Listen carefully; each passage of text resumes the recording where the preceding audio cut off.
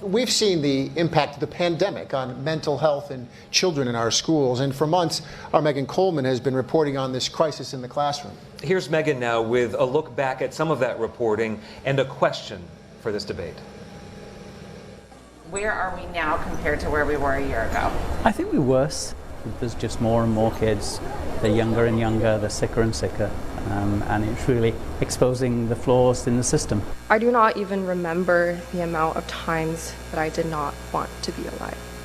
I was at a point where I was searching up painless ways to kill myself in my basement, seriously trying to figure out how I could disappear from everyone's lives. I kept repeatedly telling myself, I just want everything to end, I just want everything to end, I just want everything to end. I stand here today asking, no, begging, that this be resolved with all your effort. Please, I beg that this be fixed. Not 10 years from now, or 5 years from now, but tomorrow. We need a lot more advocacy from our elected officials to acknowledge that this is a problem and to come up with a plan of what they're going to do about it. And that's at a county level, a state level, and a federal level as well. You've heard from students on the brink of suicide and from the doctors treating these kids. To the candidates, people in your community are crying out for help. What comprehensive solution do you have to help solve the mental health crisis in children? Brandy Williams, you heard the question. Mental health crisis in children, particularly in the schools. How could you address that problem from Washington?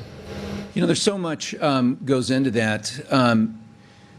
We were involved, my wife and I were involved in a church youth group in California, in a place that had one of the highest suicide rates in the nation. In fact, I think it had the #1 suicide rates in the nation. And so we met with a number of these kids and understanding not only the effects of social media, but the incredible pressure to perform and succeed in what's becoming a much more confusing world.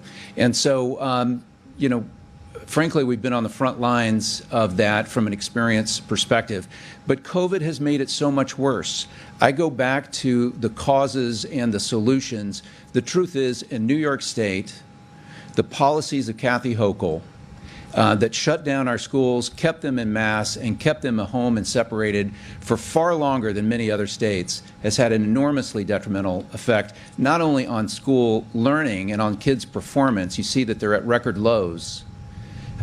This is what leadership is about, is understanding those issues and having not only compassion, but having the ability to actually make wise decisions and prevent that from happening in the future. Francis, how would you address the mental health crisis in our children? Well, first of all, I want to say that it's just gut-wrenching to hear and to see the challenges that our children and that our parents are facing right now. And, you know, I come from a family of educators. My grandmother taught in the Syracuse City School District at Seymour for 30 years. My mother went back to school to become a teacher. So getting this right is very important.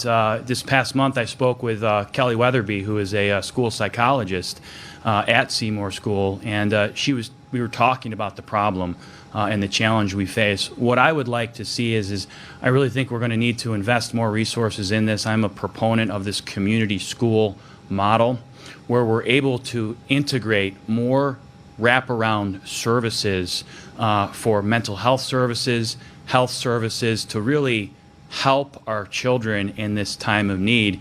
And our pathway to growth here in the future of our region is so tied to how we invest and educate our children right now. So such an important issue, and thank you for bringing this up.